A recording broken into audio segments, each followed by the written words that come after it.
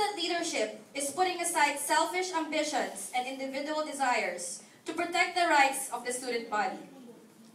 Excellent leadership is not about boasting credentials and experiences, but being ready to learn new things to serve the best way possible.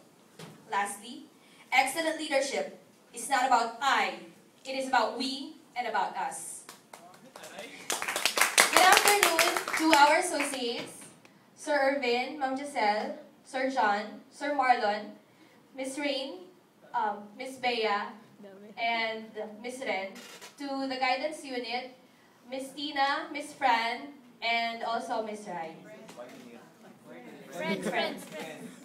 And my friends. Fellow student leaders and students, good afternoon to everyone. Sabi nila, itong meeting daw na to para sabihin yung mga platform. Bagong sabihin yung platform ko, gusto ko lang sabihin na ang plataforma ay hindi wishlist. Kung gagawa tayo ng plataforma, dapat makatotohanan. Yung kaya natin sabihin at kaya natin gampanan. A platform should not be a wishlist, as I said.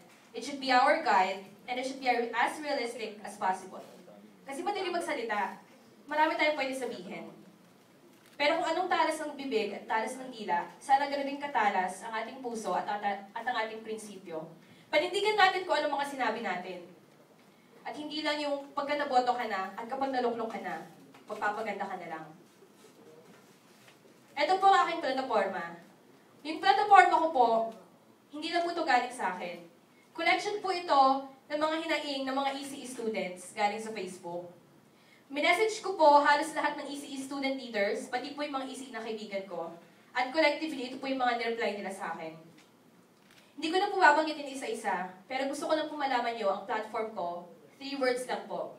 Improvement, coordination, and representation. Para lang po ma-elaborate, improvement po ng mga current programs. Also, isa pong major hinaing po na narinig ko is improvement of the facilities and equipments in the laboratories of ECE students. Coordination. Paano ko nasabing coordination? Kasi narinig ko, yung mga dating ECE representatives and dating student leaders, kapag naluklok na, nalilimutan na ang mother org nila and nalilimutan na yung department nila. Representation. Kasi estudyante ka. Hindi ka associate, hindi ka faculty. Bilang estudyante, ang papakinggan mo ang estudyante at hindi yung mga nakakataas sa'yo.